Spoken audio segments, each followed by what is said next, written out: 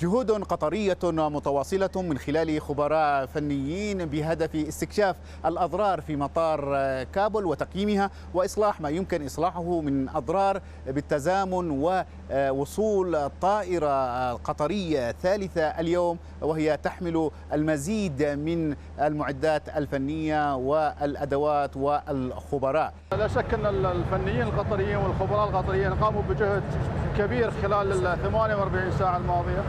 اليوم أيضا العمل مستمر. نتائج هذا العمل يمكن راح نشوف اليوم بعض الطائرات تنزل في مطار كابول، وإن شاء الله نتوقع تنزل أيضا طائرات أخرى إن شاء الله بالغد. الأضرار تشمل صالة الوصول وصالة المغادرة وبرج المراقبة وحتى مدرج المطار، ثم الأنظمة الفنية، النظام الإلكتروني، الكهرباء، عمليات تشغيل النظام، أيضا الإجراءات الأمنية. كل ذلك بحاجة إلى ما يمكن وصفه بخطة إسعافية عاجلة نتيجة للأضرار التي حلت بالمطار.